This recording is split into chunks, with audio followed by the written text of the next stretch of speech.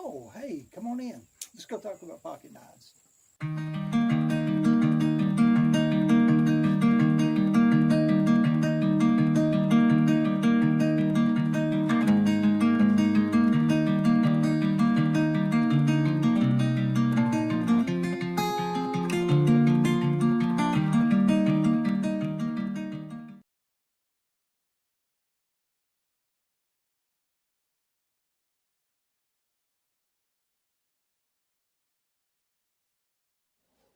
All right, so here's my very first unboxing video.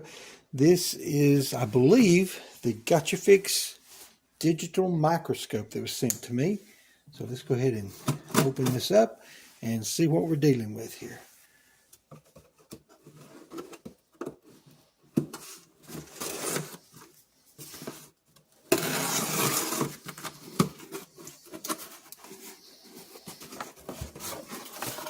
Yes, Gochifix digital microscope.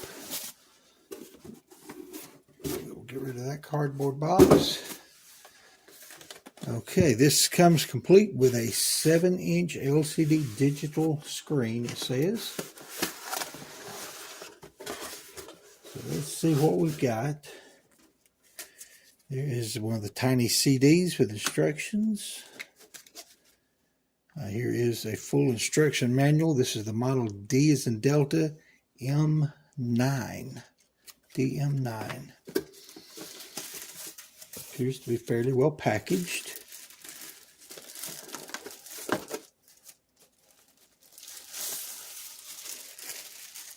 Alright. So this looks like the microscope lens and the 7-inch screen. So we have that. I will, let's see if I can set that where it stays in the screen. Remote control clicker. I'm not sure if that's a base or stand.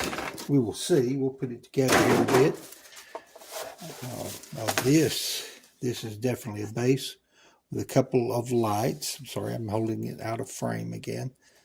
So there is a base with a few lights. Various cables. And what we have here. That looks like an adjustable stand to raise and lower the microscope. Okay. All right. I'll stop and reposition my camera here, and then we will put it together and test things out.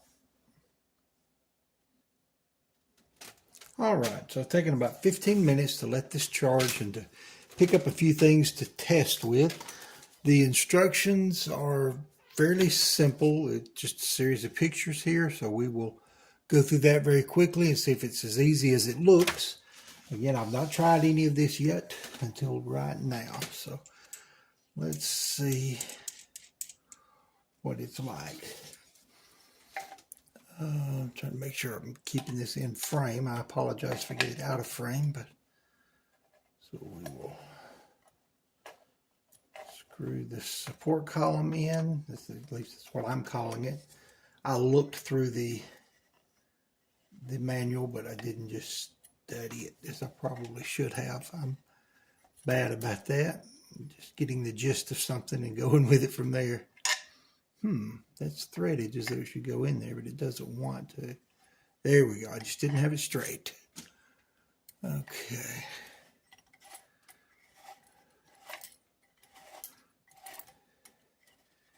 And I'm going to guess once I get that in line here, then I'll tighten down this collar to keep it from going any further.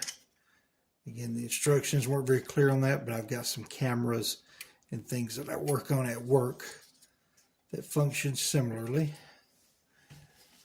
Okay, so we have that. And I have allowed this main unit, like I said, to charge just a little. It's not fully charged. It just sits down in there like that. Secure it with this screw. There you go. And this dial raises and lowers it. Okay. Let's see. All right, there's my power button. But it didn't see it come on, so we don't have enough of a charge yet. I'm using my phone charger, which is a USB-C, which is what this calls for. And I know not all USB-C cables are the same, but I did try it, and it is kind of a standard. Okay, so there's the cable that comes with it. Also, the SD card is in here. What do we have here? Calibration ruler. Okay, so that I'll look at in a bit. I'm going to turn it off again to insert the SD card. I don't know that it needs to be turned off for that. It may be hot swappable, but since I don't know, I'm going to play it safe. Okay, so there is the tiny 32 gig SD card. Or I guess it's a micro SD technically. Okay.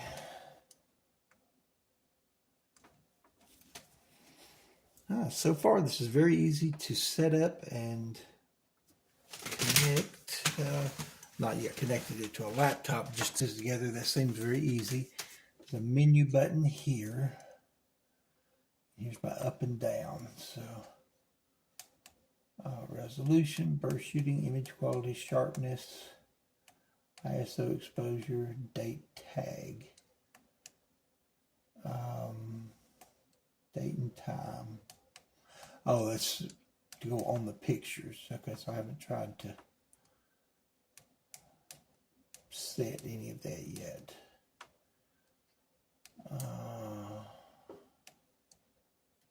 Hit the wrong button.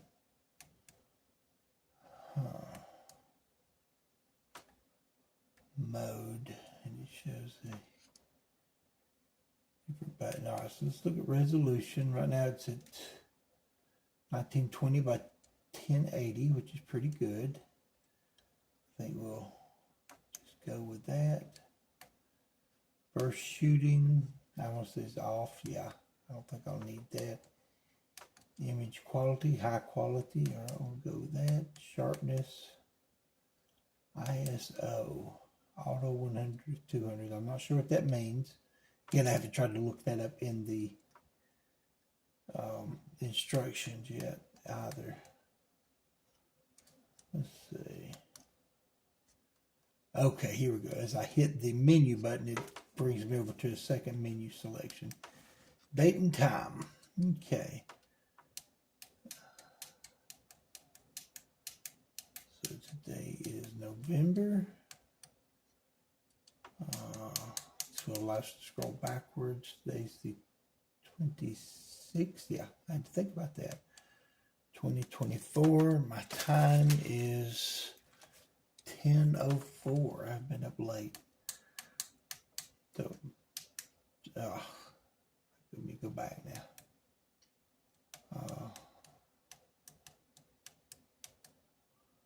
It'll be 22.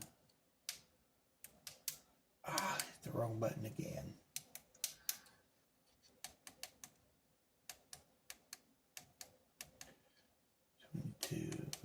Four. See if it's changed yet. Yep, still 04. Okay.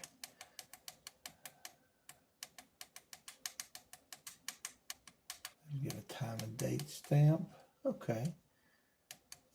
Not very difficult if I just hit the correct buttons. Right? My menu should take me back, which it does. Automatic shutdown. So after 10 minutes, if no one's used it in 10 minutes, we'll have it power down. Screen protection. I assume that puts the screen to sleep. We'll put that at 5 minutes. Language selection, don't want to play with that. Light source frequency. Formatting. I bet that's for our memory card. All data will be deleted. Confirm. There we go. Memory card has been formatted. Default settings version, which is firmware version. Okay. I hit the menu button to exit, so it looks like things are ready. Let's try the calibration card first. Let's see, is this our focus, I'm guessing? Not a bad guess. Oh my, there we go.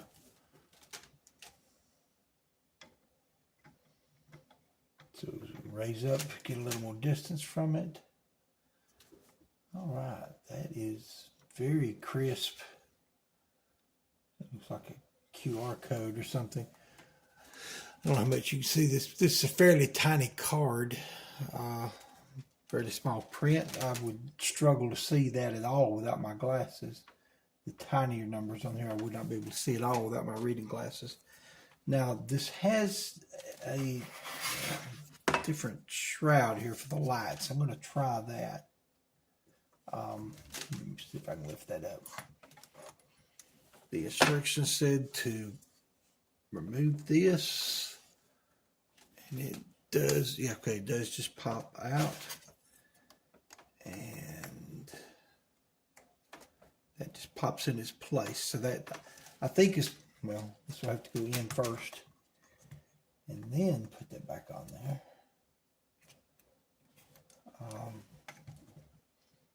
If I can get my screws back in to hold that, and take the tension off that charging cable, and I must press the menu button. There we go. Ah, see, I don't have the little ring of LED lights showing on the screen now. I guess it makes the light a little more diffuse. It had a name for it, and let's see if I can recall what that was. I know there's a lot of fumbling around, and I apologize for it. There's only 12 pages to this manual in English, and then after that is several pages in other languages. So it should be pretty much universal for anybody. Oh, here we go, the light shield. This one is called the lens cap, and the silver here is called the light shield. Okay, so that looks good. Now let's try a couple of real world tests here. I'm going to zoom in on the screen a bit.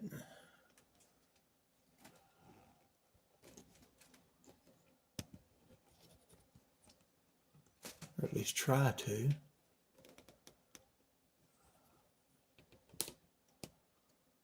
Okay. Now we'll see what it will do in reading a tang stamp. Now this one is a very difficult tang stamp to read. All right, it'll take me a moment. There. And I apologize for the sound of this creaky chair. I forgot to clean this tang stamp with a pencil first, because this is a knife that I use a lot. There we go. So we'll clean it.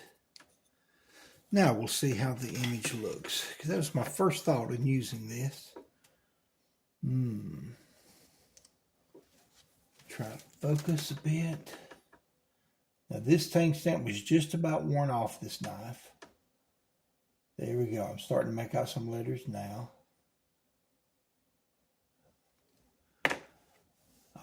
Yeah, it was just about worn off when I got the knife, and I had to redo it. It is a Camelus 4-line, but I can't make any of that out. But that's not the fault of the microscope. You see that I've got actually a very good image on that. Now I'm going to try taking a picture of that image. Well, there we go. I think I moved it when I did it. There we go. So hitting this button here should take a photo of the image. We will check that out and see. We should be better than me taking a photo image of the screen here. All right, so what's another use for that besides tang stamps? Well, no, let me take that back. Let's read a few more tang stamps first. All right, let's clean this one with a pencil. Just go over it a little bit briefly. All right, let's see what we've got with this one now. Case. And I can see 5 dots very, very easily. I had trouble seeing how many dots but there's 3 space and 2 more. I believe there actually should be a 6th dot there. This knife is fairly worn because I don't believe Case put spaces in between the dots, but I could be wrong. We'll put this out there, and if any of you know that to be different, then then I will gladly retract that statement. But I don't recall seeing with this dots missing in the middle. I think Case takes them off the end. So 10 dots here would be a 1970. And then normally take 1 off each end and keep going back and forth until you have 1 dot in the middle, which would be for 1979. This says we can see 5 visible dots, which should make it a 1975, but I think there should be another dot right there that would make it a 1974. I believe there should be 6 dots. But anyway, that's very crisp and clear, very good image. I'm actually surprised by how good that image is. Okay, here's another. This is a knife that's known to me. Again, it's one I carry a lot and one I just used to open the cardboard box this package came in, as a matter of fact. And I can read that one even with my glasses, reading glasses, but let's see how, wow, it turns out very clear. Let me open that up a little bit, try to get a little different angle on it. There we go, very clear. Utica Cutlery Company, Utica, New York, made in USA. So very clear tang stamp. You can read that, have good contrast on the screen, good lighting. There we go, take a picture of that one. Now, I have not tried to connect this microscope to the computer yet. Okay, another thing that I thought of that would be a good use for this is trying to determine handle material. Like this handle material here, now I know what this is, so I've got something to compare it to, but we just want to do a few experiments with it. It looks a lot like some of the plastic handles that I've seen. Well, let's put the handle in here. Let's see, we're going to go up, and then I'll have to refocus. There, just that easy, we're there. So I want to look at it up close. You can see the sanding marks in it right here on the screen from the sander. Started to point up close with the pencil, but I couldn't see anything, which I could not really see with the naked eye. So we're seeing that.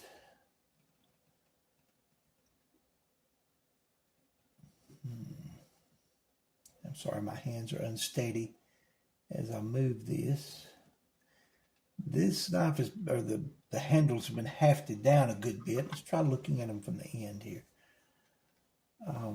But it looks like fairly solid material. Let's see. Try to focus a little better.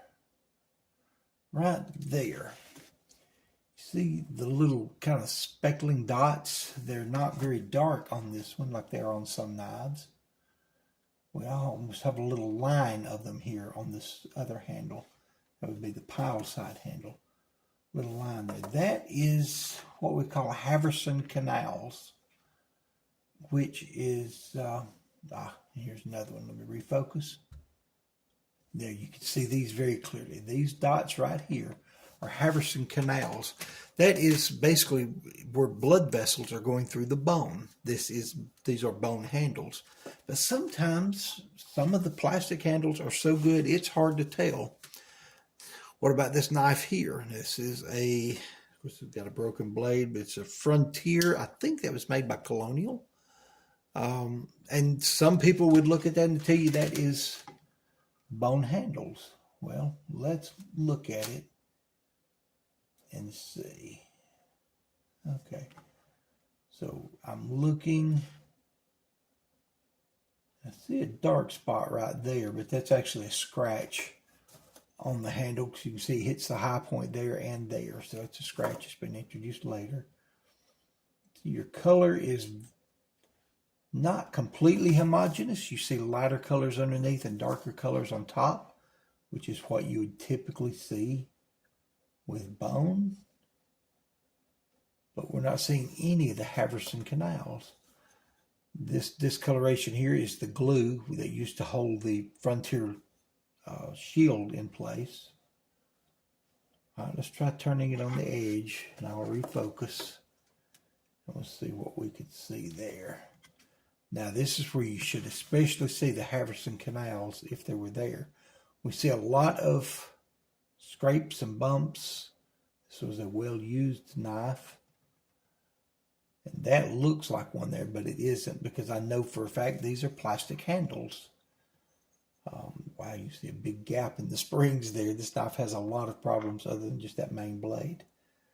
So all of the things we're seeing there, discolorations and all, are scratches, bumps, dirt, but nothing that would show you a Haverson canal, which again is the tiny blood vessels that's inside a bone, because that is a Delrin plastic handle. But it looks very good. It's very well done. Again, they do it in different layers of color. So now this one, I'm sorry, I didn't show you the knife first. It's an old timer. I think it's an 8 OT. Straight old timer. Very good knife. And I know for a fact these are also Delrin. And you see the similar effect here. You see the lighter colored Delrin and the darker colored. There's two layers of color that are sandwiched together in order to make it appear more like bone. In other words, it's not just one solid color, which you can't ever get in bone. But you don't see any Haverson canals. It's very smooth. This knife was carried as well, and you have a lot of dings and dents and dimples, but oh, I have not touched a button in a while, so there we go. The screen went blank because I hadn't touched the button in 5 minutes, so we know that works. But there we go. See, nothing that would show you that's organic material, because it is not. All right, so here we are. It's the next day. I've had a few ideas while I was at work today of things I wanted to try when I got home, so we're going to look at those and see how this does. Again, looking at handle materials, I've got some things I want to examine. Let me get it turned on here. Now, one thing you'll notice that's different, I did connect the remote, and connecting the remote also connects it to these lights on the base. The intensity of these lights are adjustable. If I can feel the little knob, there it is. Turn them up and down. In fact, that's pretty good right there. Not quite as bright. It's about halfway to full. So that was one thing I can do. Another thing with the remote, I can begin recording right on this screen. So I'm going to do that. I'm going to start recording there, and as that works, I will import that over into this video so you can see it much more clearly. But I've got some handle material here that came from an old piano. This is one, it's the piano was abandoned. It's in very bad shape. It's had mice living in it and different things, and it's in an old house that is falling apart. The roof is gone. But there is some wood that's in there. It's still very pretty. And the keys on the piano, to me, appear to be real elephant ivory. So I'm going to see if we can determine anything from the microscope.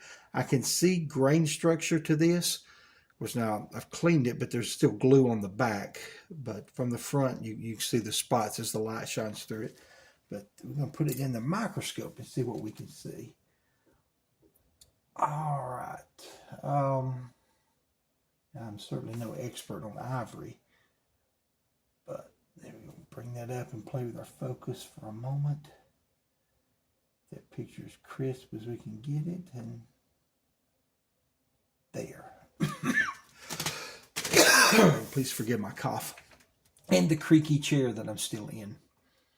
Okay, now you can see a grain structure here to the material that I believe is ivory. Ivory definitely has a grain structure, and it's very irregular as I look at it, which I think is another thing that points to it being authentic ivory. Here we go. You can see almost little arches, kind of like tree rings. That is another clue that I think makes it authentic ivory. And along the edges here, where it's broken, if I can get this pencil in there. Wow, I thought this pencil was sharp till I saw it under the microscope. Where it's broken there, the way it breaks, it looks very organic to me. So I believe it's very, yeah, here, even on the end, right up in here, you see these little curved lines. Now, again, I don't have a definite test, but even when I hold it back in the light and try to shine the light on it just right, I see the grain pattern that again looks very organic. Now here is something I bought several years ago, a button hook. It was fairly inexpensive at an antique store, and I thought the handle was ivory. I got it because I wanted to remove the handle and cut little slabs for knife handles, but I found out it was not ivory. Now I'm going to look at it under the microscope. Now you see the same grain structure here. Let me play. There we go. I have to get it focused in a little bit better. You see, or a similar grain structure in this. Well, I'm going to spin it all out of control. My apologies. But when you look at the grain structure on this one, the grain is all running the same direction. It is irregular, but you don't see it branching. You don't see it curving around. All you see are these parallel lines that remain not flat parallel, because they're very curved and packed in there, but none of those lines curve around and rejoin to each other. They all remain separate. This is what's sometimes called French ivory, and it's made of celluloid. And I determined that back long before I had this microscope, just by studying it a while. I thought it was real ivory, but I took a red hot needle and touched it to a spot on it, and the whole thing I thought was going to catch fire. Puff of smoke, sizzling sound, it melted a tiny hole there. So that's a destructive test, which I don't really like to do. But here, using our microscope, we don't need to do a destructive test. We don't need to destroy part of it or risk catching it on fire, because celluloid can burn and burn, very explosively sometimes. But just by looking at the grain structure, the grain is always up and down. It never rejoins, it never curves. Whereas this piece off of the piano, and I wish we could get back a little further from, I think we're raised up as high as we can go. Let me try changing our lights here. Let me get turned around again and find that little edge, that little defect there where it broke, helped me get a real good, helps me get a very good focus on it, because I could see the contrast on that. And here our colors are not quite as pronounced, but they're definitely, it's not just parallel lines that run up and down, but you see right here we have this curve, and this one curves, and after the curve they come straight down, and then you see parallel lines, but it's not only parallel lines. This, I believe, is true organic ivory, elephant ivory. So I will definitely have to take pictures of the piano, try to get a model number, serial number, anything like that off of it to provide provenance if I use any of this ivory for knife handles, because as you know, there is a ban on elephant ivory. There should be. I don't think elephants should be hunted for their tusks. But those that have already been obtained, I certainly don't see any reason to let that go to waste. It's already there. The animal died probably well over 100 years ago. And I would hate to see this go to waste for nothing.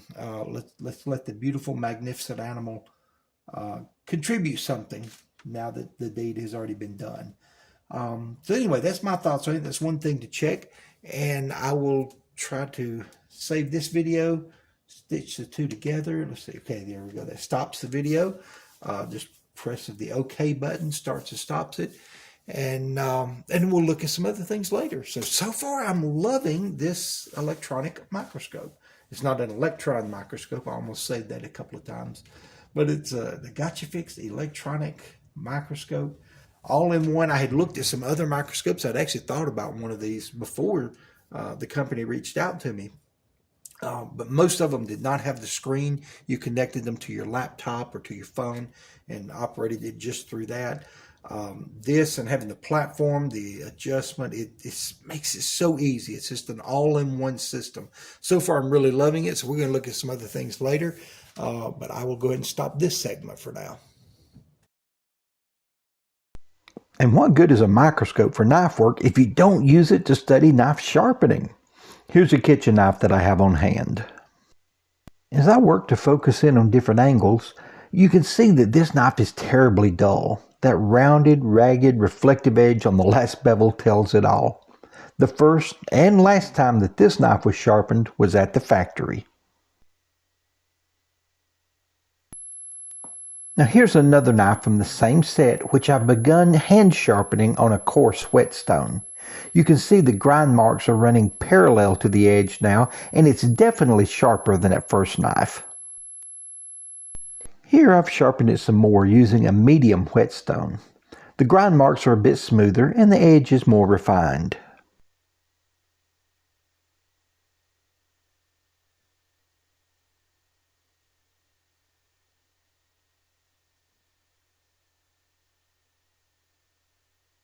After the whetstone, I sharpen my knives using a ceramic stone. Now you can still see the grind lines, but they're a bit smoother. That's because the ceramic stone polishes the edge and smooths out those microscopically rough grind marks. This looks better, but it still needs a few more passes on the ceramic.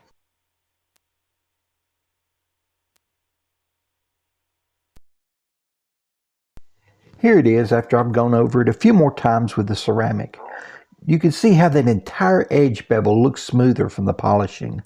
I'm told that stropping would refine this edge even further, but this is as far as I go with a kitchen knife. Now, I don't test my knives by cutting paper.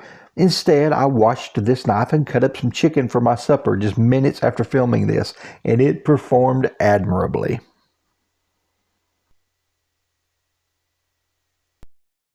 All right, everybody. Well, here we are at the end of the video. The last thing I want to show is how to get the images from the Gochifix microscope into your computer. So I found 3 ways to do that. I'm going to show those to you now. So the first way is to connect a USB-C cable from the microscope to the computer. Now, in this case, I'm using the one that came with my Android cell phone, but if you don't have a USB-C cable, there is one that came with it that's provided with the package. When you connect it, you get the words mass storage. So in this case, I would take my pictures or videos just as I normally would on the microscope, controlling it.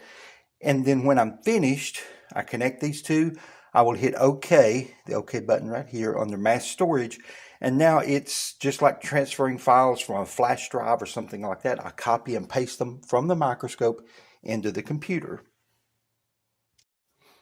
All right, the second way is instead of selecting mass storage, I would go down and select PC camera. PC camera. At this point, then all the images here will be showing up on the computer and when I run my camera app. In fact, let me do that now.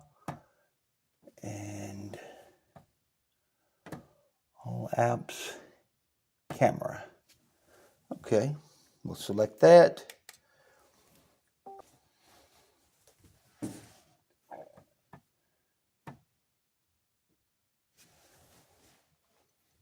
And there we go.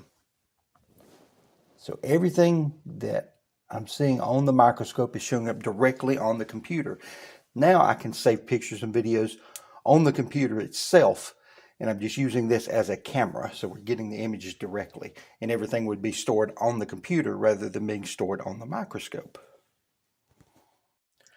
Okay, and the third way that I found to get images from the microscope to the computer is to go ahead and take all my pictures and video on the microscope itself, saving it there. When I'm finished, I turn it off and I remove the micro SD card. So this is not the same one that's in there, but it's identical to it. And then I have an adapter. This one is a SD adapter. If I can make sure I can get it in the frame there. You put your micro SD card in this. Some of these are shaped like a USB drive. There's different ones according to what you need. Plug that into your computer and copy the images directly, so you don't need a cable. Well, there we have it. I hope some of this has been entertaining, informative, and if you look in the description, there is a special code that will give you a discount on this thing. It's quite a bit off the price. I think they're very, very well priced for what you're getting here because I can do so much with this. You can expect to see this appear in a lot of my upcoming videos, especially when I get around to sharpening videos and things like that. And looking at tang stamps, you will see this or see images off of it in many upcoming videos. I'm so pleased with my Gochifix microscope, and I think you'll be too. So check that out. Go purchase one from them. Again, we'll have the links in the description. You can go there, purchase one, use this discount code to save quite a bit of money off of it, and I know you'll find a lot of uses for it just as I have. Thanks, everybody. May God bless you.